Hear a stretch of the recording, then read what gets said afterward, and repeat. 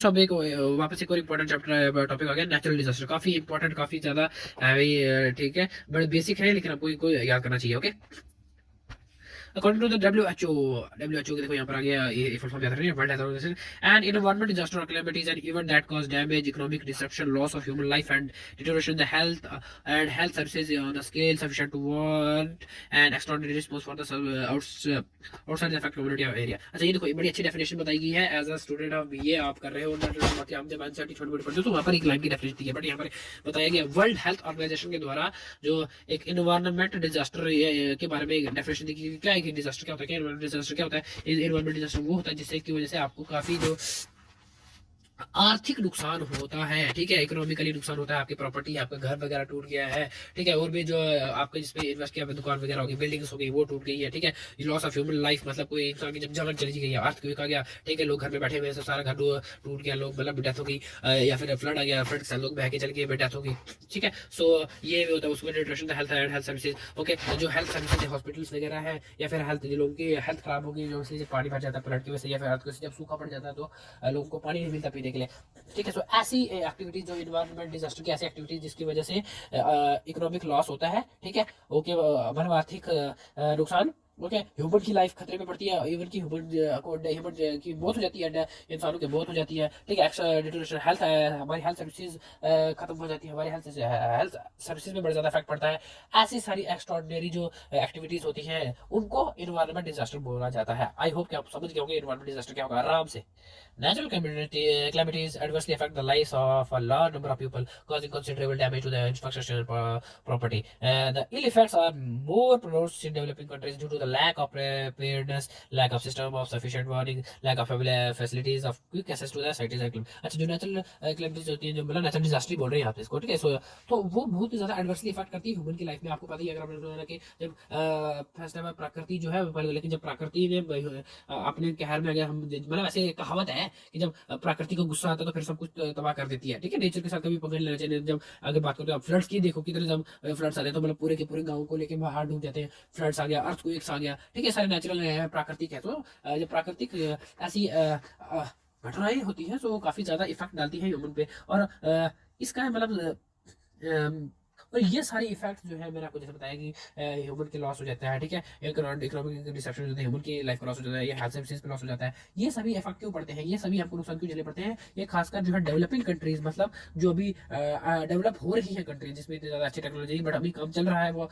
Develop की तरफ बढ़ रही है, तो उन कंट्रीज में ज्यादा देखने को मिलते हैं ये सारी एक्टिविटी इररिस्पांसिबल। क्यों? क्योंकि वहां पर इतनी ज्यादा अच्छी टेक्नोलॉजी नहीं है, राइट, इतनी ज्यादा अच्छा इंफ्रास्ट्रक्चर नहीं है, ओके, इतनी ज्यादा प्रिपेयर्डनेस है, लैक ऑफ प्रिपेयर्डनेस, मतलब इतनी ज्यादा तैयारी नहीं होती है कि जैसे अभी अर्थक्वेक आ गया तो अभी मतलब लोग इतने ज्यादा है कि कहीं सुरक्षित स्पेस पे पहुंच जाए, कोई लंबी लंबी बिल्डिंगें हैं, ठीक है, कोई नीचे नीचे आते तक अगर अर्थक्वेक किया गया तो लिफ्ट बंद हो जाएगी, ठीक है, कब तक नीचे पहुंचेगा, कब तक वो होगा, ठीक है। और ऐसा भी नहीं है, कब पता लग जाएगा कि घंटा, आधा घंटा, 2 घंटे पहले, एक दिन पहले कि कल ये होने वाला है, कल हमारे साथ कल फ्लड आने वाला है, या कल कोई एजम्पशन एक छोटी मात्रा में लगाया जाता है वेरियस, लेकिन कभी कभी ये भी नहीं पता लगता है, ठीक है। तो उसके बाद वार्निंग अलार्म्स नहीं है, ओके, ऑन द स्पॉट पे पता लगता है कि ये घटना हुई है, ये इमरजेंसी पड़ी, लेकिन ऐसे 10-15 मिनट पहले पता लगता है। चलो, ह्यूमन मेड है वो तो वो है, लेकिन जो नेचुरल है, जो कम से कम कर हो रहा है, उसके लिए हमको ऐसे टेक्नोलॉजी डेवलप करनी चाहिए, ओके। यहाँ पर एक और अच्छी लाइन बताइए, देखो, at the global level Asia is more prone to the natural calamities. It is reported that for each major natural calamities in Europe and Australia there are 10 there are 10 in Latin America and Africa, and 15 in Asia, according to CRED World Disaster Report in 1998. The ratio of those killed with the affected depends on the type of calamity, greater preparedness, and population level is the annual average of number of killed affected over period of 10 years. अच्छा, तो यहाँ पर बताया गया है कि जो Asia है वो, मतलब एशिया कॉन्टिनेंट है जो, वो काफ़ी ज़्यादा नेचुरल क्लेमिटीज़ जैसे आ गया, आपको फ्लड, वैसे मैंने आपको बताया, फ्लड आ गया, अर्थक्वेक आ गया, डिजास्टर आ गया, ठीक है, ड्रॉट आ गया। सो इन सारी जो प्राकृतिक घटनाएं हैं, जिन पर प्राकृतिक एबनॉर्मलिटीज इफेक्ट्स हैं, इनके लिए सबसे ज्यादा मतलब डेंजरस जगह मानी गई है, इनके सबसे ज्यादा मतलब सबसे ज्यादा यहीं पर पाया जा, हमको ये देखने को मिलता है कि एशिया कॉन्टिनेंट, ठीक है, एशिया कॉन्टिनेंट में सबसे ज्यादा डिजास्टर, नेचुरल डिजास्टर्स आते हैं, मतलब ये इसलिए जाना जाता है, ओके। सो यहाँ पर नीचे हम एक टेबल देखेंगे आपके सिर्फ नॉलेज के लिए कि ये देखो, ये 2005 से 2014 तक इस कंट्री में मतलब इतनी ज्यादा लोगों की जाने गई, ठीक है, देख सकते हो आप। तो जो मैं आपको उससे पढ़ा नेचुरल कैलेमिटीज क्या होती है, नेचुरल कैलेमिटीज से मतलब जो प्राकृतिक जो घटनाएं हैं, जैसे अर्थक्वेक वगैरह आ गया, सब कुछ हो गया। सो हम देखेंगे कि अभी जो नेचुरल कैविटीज है उनको भी काफ़ी ब्रॉड कैटेगरी में एक डिवाइड किया गया कि जो मतलब एटमॉस्फेरिक कौन सी होती है, हाइड्रोलॉजिकली कौन सी, जियोलॉजिकली कौन सी होती है, तो आराम से पढ़ेंगे, ठीक है। सो एटमॉस्फेरिक कौन सी एक्टिविटीज होती है जिनको आप नेचुरल कैविटीज बोल सकते हो, ठीक है। रेन आ गया, अच्छा बारिश, अब बारिश इतनी ज़्यादा बढ़ेगी कि पानी पानी हो जाएगा, तो बाहर लगे घरों घरों पे पानी पानी हो गया, आपकी फसलें तबाह हो जाती हैं, ठीक है। हेल स्टॉर्म्स मतलब ओले पड़ना, ठीक है, एक बर्फ की तरह गोले गोले होते हैं काफ़ी सारे, तो जो ओले पड़ते हैं उसको ओले बोलते हैं, ठीक है। उसको ओले पड़ते हैं, वो भी एक नेचुरल कैविटी। विंड्स आ गई, हवाएं बहुत ज़्यादा तेज चलती हैं, काफ़ी सारे स्ट्रक्चर टूट जाते हैं। लाइटनिंग आ जा, मतलब बिजली कड़कती है। फॉग हो गया, फॉग तो सबसे बड़ा प्रॉब्लम पड़ती है सर्दियों के टाइम में, बड़े ज़्यादा एक्सीडेंट देखने को मिलते हैं इसकी वजह से। एटमॉस्फेरिक, इसको एटमॉस्फेरिक में नेचुरल कैविटी से बता सकते हो। हीट एंड कोल्ड वेव्स आ गया एक्सेट्रा। अब गर्मी आ रही है तो हीट के ज़्यादा भी प्रॉब्लम पड़ी है। हाइड्रोलॉजिकल पानी वाली कौन सी ज़्यादा नेचुरल कैविटी देखने को मिलती है? नेचुरल डिजास्टर्स जो है वो पानी वाले कौन से हैं? फ्लड्स ऑब्वियसली, सी शोर वेव्स आ गया, glacier advances, water logging. Geological में कौन सा देखा? लैंडस्लाइड ऑब्वियसली, खिसक जाता है बड़ी बड़ी परतें पहाड़ों की, ठीक है। एवलांचेस आ गए, अर्थक्वेक आ गया, भूकंप आ गया, वॉल्केनिक एरप्शंस मतलब जो वॉल्केनोस होते हैं फट जाते हैं, ठीक है। सो वो जियोलॉजिकल धरती के अंदर से निकलते हैं, सो ये वही है बता रहे हैं जो धरती वाले हैं, ठीक है। Shifting Sands. उसके बाद बायोलॉजिकल कौन सा देखने को मिलता है? बायोलॉजिकल सेवर एपिडेमिक्स मिलते हैं in human and plants. Forest fires देखने को मिलती हैं, पेस्ट इन्वेजन्स देखने को मिल रहे हैं, ठीक है। गर्मियों में अब एक चिंगारी लगेगी, पूरा जंगल का जंगल तबाह हो जाता है, ठीक है। सो जो नेचुरल कैलेमिटीज है, नेचुरल डिजास्टर्स है, इन्वायरमेंटल डिजास्टर्स जो है वो उनको 4 ब्रॉड कैटेगरी में डिवाइड किया गया। और उनके एग्जाम्पल है, जब इसके एग्जाम्पल, जब इस पे क्वेश्चन आएगा, अगर आप ये एग्जाम्पल लोगे तो बहुत ही ज्यादा अच्छा इफेक्ट पड़ेगा आपका एग्जामिनर पे, ओके। ओके, सो सबसे पहले अर्थक्वेक के बारे में देख लेते हैं। आई होप कि आज आपको यहाँ पे पढ़ने के बाद अर्थक्वेक यहाँ से अलावा कहीं से और पढ़नी पड़ेगी, क्योंकि अच्छी तरह से इट इज नॉट जनरली ऐसा पढ़ा जाता है। An earthquake occurs due to the variations of earth produced by release of energy. This energy radiant is in all direction from the source's epicenter. Earthquake can also occur because of atomic nuclear explosion or by volcanic eruption. Large reservoirs with their hydrostatic pressure of water may also include earthquake. अच्छा, earthquake मतलब होता है एक, मतलब ऐसा obviously, अब जो बंदा वीडियो देख रहा है उसको, हर एक इंसान, मतलब छोटे छोटे छोटे बच्चों को पता था earthquake क्या होता है। मतलब ऑब्वियसली जमीन हिलती है, ठीक है, ऐसे जमीन हिलती है, फट भी जाती है, ओके। सो वो किस तरह से होता है कि जब एक पर्टिकुलर एनर्जी होती है, वो एक, जैसे ये अर्थ के लेयर, ठीक है, इस अर्थ के लेयर के नीचे ये अर्थ है, ठीक है। इस अर्थ के लेयर के नीचे जब एक एनर्जी है, वो एनर्जी है, उसको बाहर निकलने का सोर्स नहीं मिल रहा है एक पर्टिकुलर, जैसे आप वोल्केनिक इरप्शन देख लो, जैसे लावा है यहाँ पर, इतने ज्यादा ही अमाउंट में हीट अंदर अर्थ का, अब वो इतनी ज्यादा बढ़ चुकी है, इतनी ज्यादा बढ़ चुकी है कि उसको कहीं से बाहर निकलने का मौका नहीं मिला। फिर वो यहाँ से वहां जाती है, यहाँ से ऐसे यहाँ जाती है। सो जो उसकी क्योंकि अर्थ की इस सर्फेस के बिल्कुल नीचे होती है यहाँ पर, सो ये अर्थ की सर्फेस जो है यहाँ से ये मूवमेंट करनी स्टार्ट हो जाती है, ठीक है। और एक ऐसे पर्टिकुलर जगह पे इरप्ट हो जाती है यहाँ से धाड़ के, ठीक है। वॉल्केनो, जब वॉल्केनो फटता है तो मतलब पूरी ये जगह सारी हिलना स्टार्ट हो जाती है, ऑब्वियसली इतना हिलने जाती है। एक ये रीजन है। एक जब न्यूक्लियर एक्सप्लोजन, आपने नाम सुना होगा, ठीक है, जब न्यूक्लियर बॉम्ब टेस्ट करते हैं, उसके लिए भी बहुत बड़ा, आपको पता ही कितना ज्यादा, अगर आप पोखरण मूवी देखी होगी तो मतलब किस तरह से न्यूक्लियर टेस्ट होते हैं, ओके। सो जिस जगह पर्टिकुलर जगह से वो एनर्जी इरप्ट हुई है, बाहर निकली है, उसको बोलते हैं एपिसेंटर मेरे भाइयों, ओके। और इंडिया में कहीं ज़्यादा जगहें हैं जिनको सिस्मिक जोन्स बोलते हैं, जहाँ पर अर्थक्वेक जो है काफ़ी ज़्यादा मात्रा में देखा गया है, मतलब वो रिस्की जगह बताई गई है, ठीक है। उसको जोन में डिवाइड किया गया है। तो सबसे पहले जोन 5 बताया गया है यहाँ पर, zone 5th, this is the most severe seismic zone and is referred to very high damage risk zone. Zone 5th है वो मतलब one of the most seismic zone है, ठीक है, वेरी हाई डैमेज रिस्क, यहाँ पर जोन 5 है India में। अच्छा, इधर इसकी लोकेशन नहीं बताई गई है। जोन 4th में is required high damage risk zone. 5th के कंपेरिजन में मतलब काफी कम है यहाँ पर, लेकिन बड़ा ज्यादा है। देखो 5th जो जोन है अर्थक्वेक का, वो काफी ज्यादा हाई है, मतलब बहुत ज्यादा रिस्की है। उसके अब ये नंबर है 4th नंबर पर है। 4th नंबर पर इसलिए रखा होगा इसलिए क्योंकि जो 4th नंबर है वो इसके कंपेरिजन में थोड़ा सा कम रिस्की होगा, लेकिन इसका मतलब ये नहीं कि रिस्की है, ये भी बड़ा ज्यादा रिस्की है। उसके बाद जो 3rd है वो है मॉडरेट डैमेज जोन। ये वेरी हाई, ये मोस्ट सिवियर सिस्मिक जोन है, ये हाई डैमेज रिस्क जोन है, और ये मॉडरेट डैमेज रिस्क जोन है, ओके। ओके, उसके बाद यहाँ पर जोन सेकंड में बताया गया, zone second zone referred as low damage risk zone और वेरी लो डैमेज रिस्क। अच्छा देखो, फर्स्ट जो है very low damage risk zone, ठीक है। उसके बाद सेकंड जो है लो डैमेज रिस्क जोन। थर्ड जो है वो है मॉडरेट डैमेज रिस्क जोन, ठीक है। फोर्थ जो है वो है हाई डैमेज रिस्क जोन, और फिफ्थ जो है मोस्ट सेवर सिस्मिक जोन, ठीक है। मतलब लेवल टू लेवल जो है अर्थक्वेक का, जो लेवल टू लेवल जोन है वो बढ़ता जा रहा है। सो नंबर 1 जो जोन है वो वेरी लो है, तो इसलिए उसको यहाँ पर मैप पे शो नहीं किया, बट बाकी जो है वो उनको शो किया गया है, ठीक है। एक मिनट देखते हैं। देखो जोन सेकंड हमने पढ़ा कि लो रिस्क जोन है, ठीक है, ब्लू ब्लू, तो मतलब ये जहाँ जहाँ ये सारा ब्लू ब्लू है, ये सारा जो सेकंड जोन है, मतलब यहाँ पर बड़ा कम मात्रा में अर्थक्वेक देखा जा सकता है। यहाँ पर क्या अपना अंदर चेन्नई साइड, ठीक है, तमिलनाडु, आंध्र प्रदेश, देखो यहाँ पर महाराष्ट्र का कुछ पार्ट आता है यहाँ पर, और यहाँ पर उड़ीसा आ गया, छत्तीसगढ़ आ गया, ठीक है अपना। उसके बाद वेस्ट बंगाल का थोड़ा सा पार्ट आ गया, ये देखो यहाँ पर राजस्थान का ये वाला पार्ट आ गया, ओके। थोड़ा गुजरात का यहाँ से पड़ा है, एमपी का पार्ट आया, ठीक है। सो ये यहाँ पार्ट्स में ये जो लोअर लेवल रिस्क जोन है, मतलब इतना ज़्यादा नहीं मिलता, लेकिन जो थर्ड लेवल पे moderate risk zone, third level पे लक्षद्वीप पूरा मॉडरेट पे आता है, ठीक है। देखो ये साइड साइड पे कोस्टल लेवल पे आता है, देख रहे हो अपने कोस्ट लेवल पे ज़्यादा देखा मिल गया है। उसके बाद जो ऑरेंज है वो फोर्थ हाई रिस्क जोन है, ठीक है। हाई रिस्क जोन ऊपर देखो आपको ऑब्वियसली हिमालय साइड ज़्यादा देखने को मिलता है, नॉर्थ साइड जम्मू कश्मीर से लेकर यहाँ सिक्किम तक यहाँ ज़्यादा ये वाला हाई जोन देखने को मिलता है आपको, ओके। उसके बाद फिफ्थ जोन जो हमको पता है सबसे ज़्यादा मुश्किल, जो सबसे ज़्यादा खतरनाक था, मोस्ट सिस्मिक वो है जोन फिफ्थ। ये high very high risk zone है। ये कौन कौन सी जगह पर देखने को मिलता है आपको, ये देखो गुजरात का ये वाला पार्ट आया है, पूरी सेवन सिस्टर्स आया है, ठीक है। यहाँ पर थोड़ा सा ये वाला पार्ट आया, और उत्तराखंड का ये वाला पार्ट है, क्योंकि ज़्यादा कहीं यहाँ पर पहाड़ियाँ वगैरह देखने को मिलती है। ये पीर पंजाल रह जाइए, ठीक है, हिमालयन से जाइए तो यहाँ पर ज़्यादा वेरी हाई लेवल पे रिस्क है अर्थक्वेक का। तो आई होप आप अर्थक्वेक के जोन्स आराम से समझ गए होंगे आप, ओके। और अर्थक्वेक को जो मेजर किया जाता है, अर्थक्वेक जो इंटेंसिटी नापी जाती है वो किससे नापी जाती है, रिक्टर स्केल से, तो ये बात याद रखेंगे, ओके। अर्थक्वेक हमने काफ़ी पढ़ लिया, काफ़ी अर्थक्वेक जो है इंपॉर्टेंट है और बहुत ज़्यादा खतरनाक भी है। अब हम पढ़ेंगे फ्लड्स क्या होते हैं, तो ठीक है, बाढ़, तूफान और tsunami. What is essential for life, water cycle sure the water that, अच्छा वाटर है, जल है, तो कल ये नारा दिया गया है, ठीक है, जिंदगी है। बट अगर आप उसी को इतना ज़्यादा पोल्यूट करोगे, इतना ज़्यादा छेड़ दोगे, इतना ज़्यादा वेस्ट करोगे, तो वो कहीं ना कहीं आपकी लाइफ ले भी सकता है, ठीक है, आपकी लाइफ खत्म भी कर सकता है। तो हर एक चीज़ को पर्टिकुलर वे में, अच्छे वे में यूज़ करना है आपने, okay. So water cycle ensures that the water that is into the sea evaporates and come back to the clouds, rain and snow over the earth, bring the fresh water। यहाँ पर hydrological cycle बताइए है कि जब precipitation होती है, बारिश होती है, तो पानी नीचे आता है, नीचे से यहाँ से कलेक्ट होकर इवेपोरेट होता है, इवेपोरेट होकर यहाँ पर कंडेंस होता है, और ये कंडेंस होकर फिर वापस से प्रेसिपिटेट होकर नीचे आता है, ठीक है। यहाँ पर वाटर साइकिल की नॉर्मल से बताइए।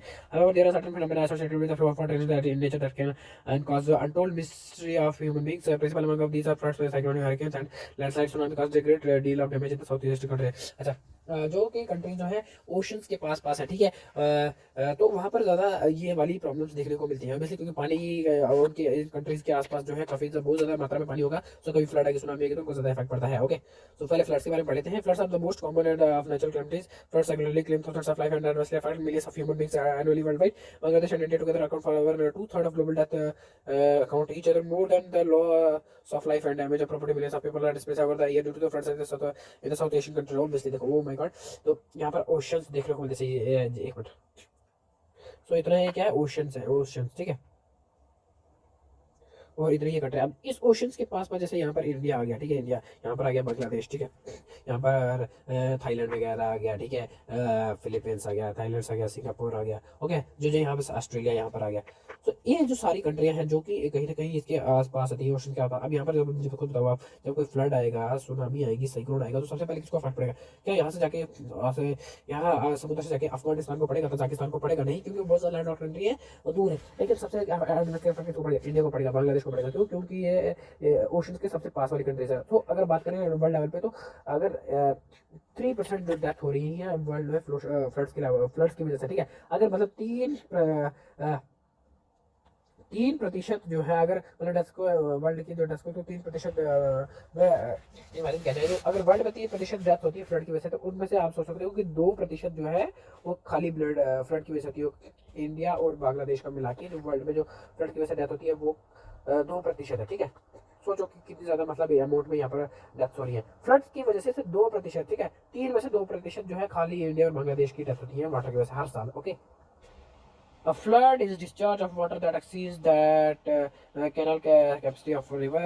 Floods are caused by different factors that include climatic extreme, heavy and prolonged rainfall, melting of snow and ice, collapse of dams, deforestation and landslides, city of river beds, reducing capacity of water, lack of coordination between officials and अच्छा, मुझे तो flood कैसे आ रहा है? अभी एक particular dam है यहाँ पर, ठीक है, एक पर्टिकुलर डैम है, ओके, यहाँ पर क्लाउड बादल वगैरह और बारिश वगैरह हो रही है, यहाँ पर जो है फॉरेस्ट है, ठीक है, फॉरेस्ट है। अब मुझे खुद बताओ, यहाँ से फर्स्ट ऑफ ऑल बारिश हुई, पानी आया रिवर से, डैम में पहुंचा, ठीक है, लोग क्या कर रहे हैं? कंटिन्यूसली जो है डिफॉरेस्टेशन कर रहे हैं, पेड़ों को काट रहे हैं, ठीक है, पेड़ों को काट रहे हैं अपनी नीड्स के लिए। पेड़ों को काटेंगे तो जो इसकी सॉइल कैरिंग कैपेसिटी होगी वो खत्म हो जाएगी, और मतलब यहाँ से जब सॉइल होगी तो लैंडस्लाइड हो जाएगी मिट्टी, और जब यहाँ से बारिश होगी तो यहाँ पर जो ज़्यादा घास वगैरह नहीं रहेगा, पेड़ वगैरह नहीं रहेंगे, तो जो यहाँ पर जो पानी है वो रन ऑफ हो जाएगा, इरोड होके ये भी वापस रिवर में मिल जाएगा, और जहाँ से जो है डैम पे हो जाएगा। अब डैम जो है इसकी कैपेसिटी है भैया जी, लेट कर देते हैं एग्जाम्पल दे रहा हूँ, 100 बाल्टियों में से इसकी कैपेसिटी है 100 बाल्टियाँ। एग्जाम्पल के तौर पर बता रहा हूँ आपको, एक डैम की कैपेसिटी है 100 बाल्टियाँ पानी। अब प्रेसिपिटेशन तो हो रही, चलो इसकी वजह से कहीं ना कहीं जो है पूरा 100% फिल हो गया, बट यहाँ से ग्लेशियर्स भी तो है यहाँ पर, तो ग्लेशियर की आइस भी पिघल रही है। क्यों? क्योंकि जो ह्यूमन की पॉपुलेशन बढ़ती जा रही है, ह्यूमन की पॉपुलेशन बढ़ेगी तो क्या हो रहा है, CO2 इमिट हो रहा है, CO2 इमिट होगा तो क्या होगा भैया, ग्लोबल वार्मिंग बढ़ेगी, ग्लोबल वार्मिंग बढ़ेगी तो चाचा जी, तो यहाँ से ग्लेशियर भी तो पिघलेंगे, ग्लेशियर पिघलेंगे तो फिर और पानी आएगा। अब देखो प्रेसिपिटेशन की वजह से सबसे फर्स्ट ऑफ ऑल 100% इसकी जो जितनी नीड है वो फुल हो रही है डैम की, बट प्रेसिपिटेशन की वजह, सॉरी, CO2 ग्लोबल वार्मिंग की वजह से ग्लेशियर भी पिघल रहे हैं। प्रेसिपिटेशन से जो बारिश का पानी है, जो पेड़ों पौधों को रुकना चाहिए था, जंगल को रुकना चाहिए था, बट डिफॉरेस्टेशन की वजह से वो भी नहीं रुक रहा है, इसलिए यहाँ से जो पानी है वो भी इरोड हो रहा है। ठीक है, उसके बाद उस जो सॉइल की वाटर कैरिंग कैपेसिटी है, जो वाटर लेवल है, जो कहीं ना कहीं आप हमारे पास इरिगेशन इतनी अच्छी फैसिलिटी भी नहीं दे, तो आपको कहीं कहीं खड्डे होने चाहिए, कैनाल्स बनानी चाहिए, अब वो भी नहीं बनाई है, वो भी सारा पानी इधर। सो इसका आप क्वांटिटी कितनी होगी है, इसकी होगी है जी इसकी होगी है 160 जी। कैपेसिटी कितनी है, 100 है, और इसमें पानी आ गया 160, तो क्या होगा, मतलब जो डैम है यहाँ से फट जाएगा, डैम फट जाएगा तो सारा का सारा पानी जो है नीचे आ जाएगा, सारा का सारा नीचे पानी आ गया तो भैया जी वाटर लेवल अप हो जाएगा। और वाटर लेवल ऑब्वियसली एक गाँव है, ठीक है, एक पर्टिकुलर जैसे ये गाँव है, अब यहाँ से यह नदी जा रही है, इसमें कब हर दिन लगभग पानी कितना आता है, इसमें आता है 100%, ठीक है। अब यहाँ से बेसिस 160 आ रहा है तो भाई ये जी इसी नदी में तो जाएगा ना, अब पानी को कहाँ जाना है, इसी नदी में से जाना है, तो इस नदी में से लेकिन इस नदी की कैपेसिटी ऑब्वियसली कितनी है, 100 है, लेकिन ये 160 है, सो ये इसका राइज बढ़ जाएगा, क्योंकि पानी और एरिया कवर करेगा, और एरिया कवर करेगा तो यहाँ से गाँव के बीच घुस जाएगा पानी, और गाँव के बीच घुसेगा तो भाई साहब काम खराब हो जाएगा। सो ये है भैया फ्लड के बारे में। आई होप आपको समझ होगा कि फ्लड मतलब एक पर्टिकुलर अमाउंट में जब जितना पानी चल रहा है, लेकिन एक कैनाल की कैपेसिटी के बाहर जब पानी आ जाएगा, सो उस अनकंट्रोल्ड वाटर, जो अनवांटेड वाटर है, ठीक है, उसको बोलते हैं फ्लड बोलते हैं। तो जो मैंने आपको अभी जितना सारा फंडा पानी का समझाया उसको सारा फ्लड बोलते हैं, और फ्लड किन किन कारणों की वजह से है वो भी मैंने हमने समझा दिया। ओके, तो ये आप एक जो इमेज देख सकते हो कि किस तरह से ये पानी भर गया हुआ है। अच्छा, अब फ्लड आए तो उसको रोकना भी तो है ना, ठीक है। So it is possible to reduce the adverse effect of flood by construction of dams and reservoir at the appropriate place, strengthening the embankments and rivers canals, improving carrying capacity of rivers canals and reservoirs by products। जब मैं 12th class में था तो question paper में आया था, बड़ी ज्यादा इंपॉर्टेंट है, और आपको भी आना चाहिए कि भाई साहब फ्लड्स को किस तरह से प्रिवेंट किया जा सकता है, किस तरह से उसके इफेक्ट से बचा जाता है। तो ऑब्वियसली आप डैम से उनकी कंस्ट्रक्शन करो, लेकिन ऐसी ऐसी जगह पर करो जहाँ पर नीड है, जहाँ पर उसकी कैपेसिटी, जहाँ पर उसकी अच्छी जगह है। अब ऐसा नहीं कि आप गाँव के पास ही कर लो, यहाँ पर घर बने हुए, यहाँ पर डैम बनाओ, यहाँ फटा तो सारा गेम खत्म, ठीक है। सो एक स्ट्रेटेजिकली लोकेशन होनी चाहिए आपके पास डैम बनाने की, आप किस तरह से बना रहे हो, कहाँ पर बना रहे हो, ठीक है। उसके बाद जो एम्बैंकमेंट्स है उनको स्ट्रेंथन करो, ठीक है, तो पानी को रोकने के लिए हर अलग अलग जगह पे बैठ करो, खड्डे बनाओ बड़े बड़े, जहाँ पर पानी आके स्टोर हो बचेगा। उसके बाद improving capacity of reverse, reverse की जो जितनी कैपेसिटी है पानी को होल्ड करने की उसको बढ़ाओ, ओके। कैनाल्स बनाओ, ठीक है, पानी को डिवाइड करो, ठीक है, जब ज़्यादा कैपेसिटी में पानी आएगा तो डिवाइड हो जाए। Weather forecasting and flood management techniques can help in minimizing the casualty of। वैसे जो वेदर फोरकास्टिंग डिपार्टमेंट है, या फिर क्लाइमेट नेचुरल वेदर के रिलेटेड डिपार्टमेंट है गवर्नमेंट के, वहाँ पर जाओ, उनके हेल्प लो, ठीक है, वो भी इनको टेक्निक्स बता सकते हैं आपको इसको प्रिवेंट करने के, ठीक है। तो ये था फ्लड्स, आई होप आपको समझ आएगा। उसके बाद पढ़ेंगे साइक्लोन्स क्या होते हैं, और the most common coastal calamities is the cyclones. Cyclones claim many lives are causing immense of damage. Cyclones होते हैं ऐसे ऐसे ऐसे होता है ना, ऐसे होता है, ऐसे साइक्लोन होता है ऐसे, मतलब ऐसे हवा घूम रही होती है, ठीक है, इसके पीछे खराब होता है सब कुछ बोला, वही होता है साइक्लोन्स। साइक्लोन्स ऑब्वियसली साइक्लोन भी कोस्टल लेवल पे रहने वाले, जो समुद्र के आसपास रहने वाले रीजन है, ठीक है, उसके लिए बड़ा ज़्यादा काफ़ी कॉमन है वहाँ पर रीजन में जो साइक्लोन्स आता ही रहता है।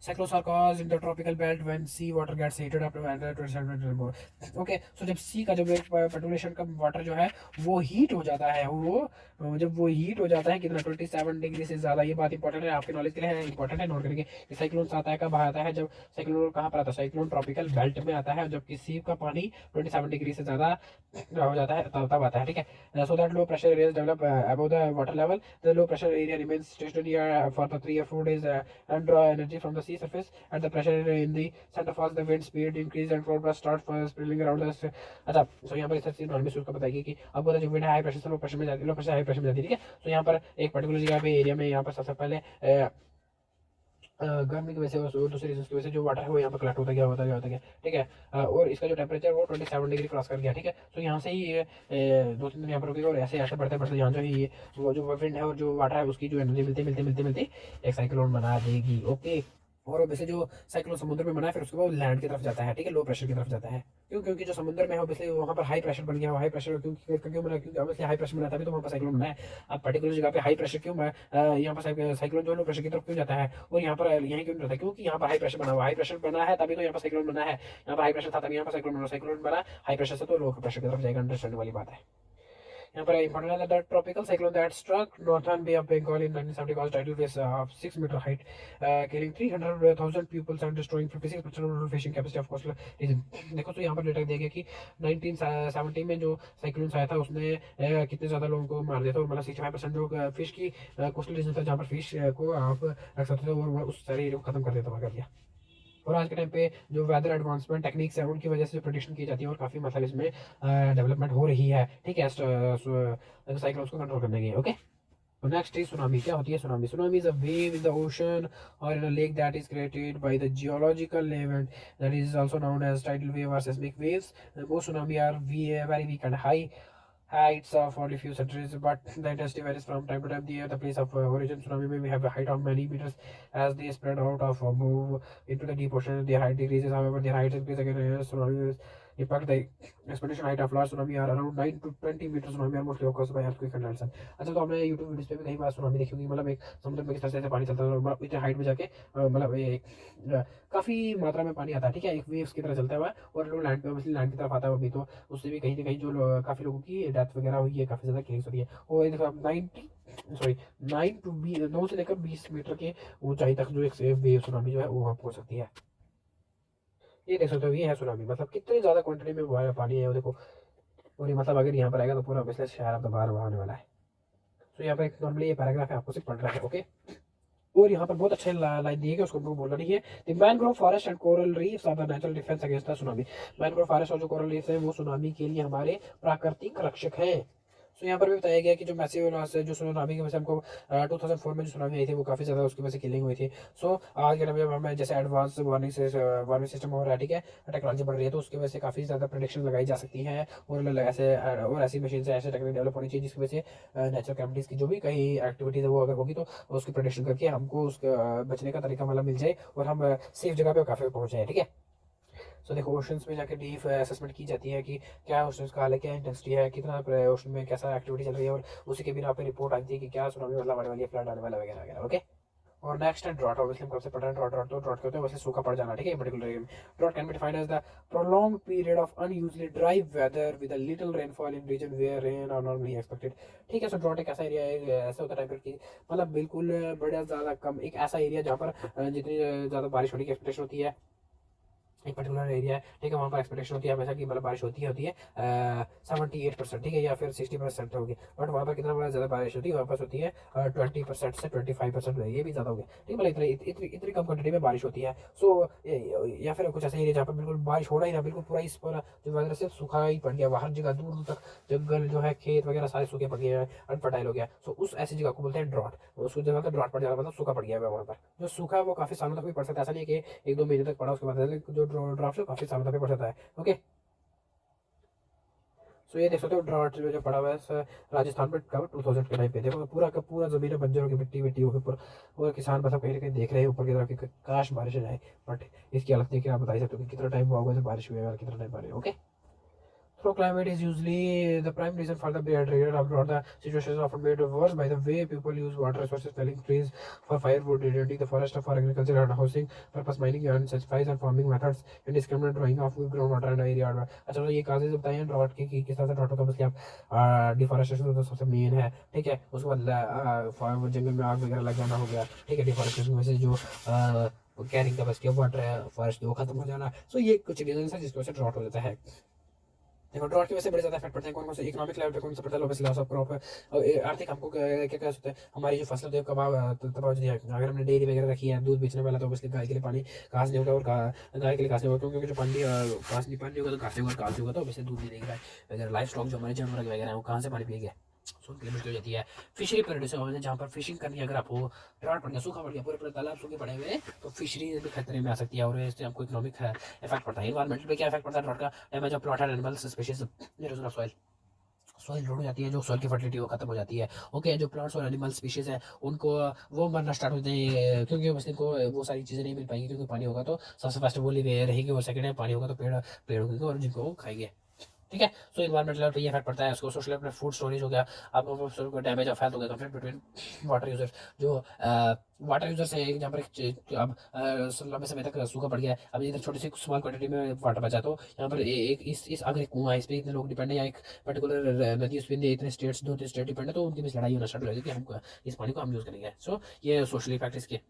It is possible to take precautions at drought prone area by construction is educating people in water consumption and scientific farming and optimal use of groundwater. अच्छा, सो ड्रॉट से बचने के लिए तरीके ये हो सकते हैं कि ऑब्वियसली आप कंस्ट्रक्शन रिजर्व्स कंस्ट्रक्ट कर सकते हो। ठीक है, लोगों को एजुकेट करना, लोगों को अवेयर करना कि वाटर की कंजर्वेशन करनी, वाटर बचाना है। ओके, साइंटिफिक फार्मिंग कर सकते हो आप, और optimal use of ground water resources को optimal use of ground water को आप रिचार्ज कर सकते हो। Okay, groundwater, which is found in liquefied below surface the earth, is one of the most important natural resources. Groundwater accounts for about 38% of water in the India, and the city water determines supply to the वो से groundwater को अपने groundwater आप use कर सकते हो, उसको continuously recharge करना हो, उसके लिए भी आपको बड़े ज़्यादा इफेक्ट उठाना पड़ेगा। जब रेन, जब बारिश वगैरह होती है तो तब आपको डिगिंग करनी पड़ेगी। ठीक है, खोदना वगैरह पड़ेगा, उसका जो ग्राउंड वाटर का जो टेबल है उसको कंटिन्यूसली रिचार्ज करना पड़ेगा। ठीक है, उसके बाद वाटर हार्वेस्टिंग में ये भी काफ़ी ज़्यादा इंपॉर्टेंट है, इसको भी देख लेते हैं। One of the effective measure to combat drought and resulting water storage is adopt harvesting measures. It means capturing of rain water when it fall and capturing of run off in your own village or town and taking measure to keep water clean by not allowing polluting activity to take place in the catchment area. The water harvesting can be undertaken through various activities. Water में harvesting measures आप use कर सकते हो। वैसे water harvesting का मतलब होता है रन से पलट से बहता हुआ नदी का पानी हो गया, या फिर जब बारिश होती है उस पानी को आप स्टोर करते हो। हमने पहले वाली वीडियो सेक्शन में बहुत अच्छे से पढ़ा वाटर हार्वेस्टिंग सिस्टम, अगर आपने नहीं पढ़ा तो जाकर देख लीजिए। ओके, सो यहाँ पर आपको बताऊंगा क्योंकि वीडियो ज़्यादा काफी लंबी हो जाएगी। सो वाटर हार्वेस्टिंग सिस्टम हमने देखा कि रेन वाटर किस तरह से हम उसको कंजर्व करते हैं, जब ऊपर से बारिश पड़ती है तो उसको किस तरह से कंजर्व करते हैं एक जगह पे, पर्टिकुलर जगह पे। ओके, सो रेन वाटर हार्वेस्टिंग सिस्टम में काफी वैराइटीज ऑफ किस तरह से मतलब को यूज कर सकते हैं, किस तरह से उसको अप्लाई कर सकते हैं। Capturing run of from the roof, वैसे जब बारिश होती है आपके छत पे, जब पानी पड़ता है, घरों के छत पे पानी पड़ता है, सो आप उसको कैप्चर कर सकते हो, पाइप वगैरह लगा के किसी ड्रम वगैरह में डाल सकते हो। Okay, capturing run of from local catchment areas. ठीक है, लोकल कैचमेंट एरिया में जब पानी बह रहा है, ठीक है, स्कूल वगैरह होगी, बिल्डिंग्स वगैरह होगी, ठीक है। Capturing seasonal flood water from the local stream. अच्छा, सीजनल जब कभी बाढ़ वगैरह आ गई या कभी ज्यादा पानी आ गया उसलिए, तो आप उसको भी कैप्चर कर सकते हो। लोकल स्ट्रीम्स में आप उसको डिवाइड कर दो, नहरें बना के अपने यहाँ स्टोर कर सकते हो। ठीक है, conserving water through watershed management में से भी आप वाटर को कंजर्व कर सकते हो। This technique can serve in following purposes. ये टेक्निक अगर आपने अप्लाई करते हो तो इनसे क्या क्या हेल्प होगी इन टेक्निक से। ओके, तो इन टेक्निक से क्या होगी, ये technique can sir providing drinking water, वैसे आपको पानी पीने के लिए मिलेगा, इरिगेशन के लिए मतलब खेती बाड़ी करने के लिए पानी मिलेगा। ठीक है, ग्राउंड वाटर का रिचार्ज बढ़ेगा, क्योंकि उसमें जैसे आप पानी इकट्ठा करोगे वैसे जो धरती के नीचे पानी आप उसी को एक्सट्रैक्ट नहीं कर रहे हो, बल्कि जो दूसरा रना पानी है जो वहाँ बह रहा है आप उसको भी एक जगह पर स्टोर कर रहे हो, तो यहाँ से नीचे से स्टोर हो रहा है और यहाँ से आप यूज करते जा रहे हो। ठीक है, strong water discharge urban floods and overloading of sewage. ठीक है, जब आपने देखा शहरों में जब कभी बाढ़ आ गया तो जो नालियों में गंद वगैरह होता है वो फ्लड की वजह से ऊपर आ जाता है, और मतलब लोग यहाँ कहीं पार्किंग एरिया में या यहाँ फैल जाता है, क्योंकि जो फ्लड आ गया तो ओवर फ्लडिंग ओवर उसकी वजह से जो नालियाँ भर जाती है पानी के साथ। लेकिन अगर आपने उस पानी को पहले से स्टोर किया होगा उधर से पहले, तो क्योंकि मतलब एक जगह पे पर्टिकुलर एक नदी है, ठीक है, यहाँ पर ओवर फ्लड आ गया, अगर आपने यहाँ से कैनल वगैरह बनाए हुए तो यहाँ पर जो पानी यहाँ डिवाइड हो जाएगा और ओवरलैपिंग भी होगी। Reduce sea water increase in coastal area. तो ये सारी इनकी यूजेज है। ठीक है, सो आई होप कि आप इस मॉडल को आराम से मैच कर लोगे। And next is preparedness for disaster management. काफी अच्छा इंपॉर्टेंट टॉपिक है, ये भी इसको देख लेते हैं क्या है यार। Have been specific way of incurring and minimizing natural disaster and calamities in general, but some important strategies can be adopted.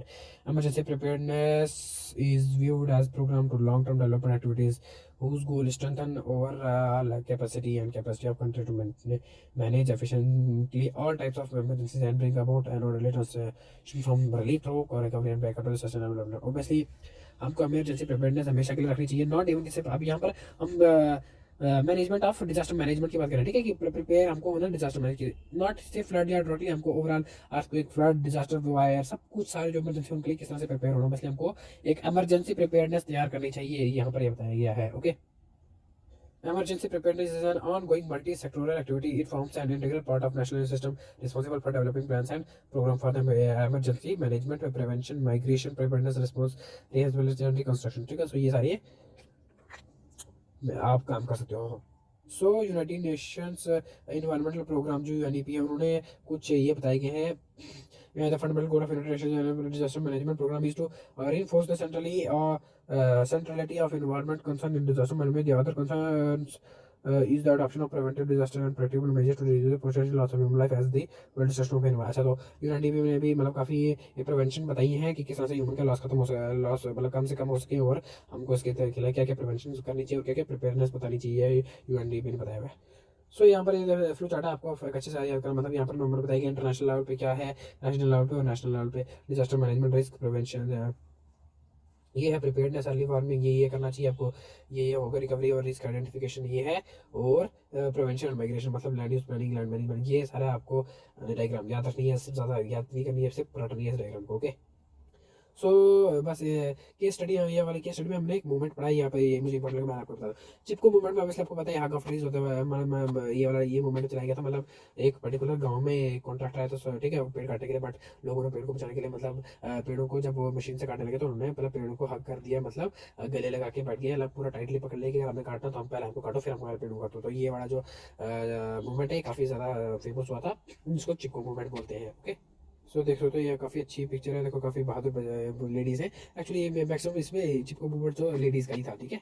Silent valley movement क्या था देख सकते हैं, this movement is one of the most important ecological movement in India. Silent valley is narrow valley in the Kunthi valley of the Kunthi River in the state of Kerala in the southwest of India at the high elevation. Its 88,950 hectares of rainforest is rich at valuable plants and animals. In 1973, the state government of Kerala decided to build a dam across the George in order to generate hydroelectricity. It would have drawn valuable forest and threatened the loss of wildlife. Even the government ecological task force expanded the disaster fiction over loss of forest and wildlife. अच्छा, यहाँ पर silent valley में केरला जो हमारी state है India में, India state है south में, वहाँ पर एक साइलेंट वैली मूवमेंट चलाया गया, मतलब एक ऐसे जगह पे जो मतलब एक ऐसा फॉरेस्ट था जिसमें गवर्नमेंट ने ऑर्डर दिया था कि यहाँ पर एक डैम बनाया जाएगा जो कि हाइड्रोइलेक्ट्रिसिटी प्रोड्यूस करने के लिए बड़ा ज़्यादा काम आएगा, बट वहाँ का जो फॉरेस्ट था वो काफ़ी ज़्यादा रिच था, उसके सोर्सेज मतलब मेडिकली जो वहाँ के जो लोगों को काफ़ी ज़्यादा फैसिलिटेट करता होगा, ठीक है। सो यहाँ पर ये मूवमेंट चलाया गया कुंती रिवर के पास, ये आपने इस पर याद रखना, कुंती रिवर के पास।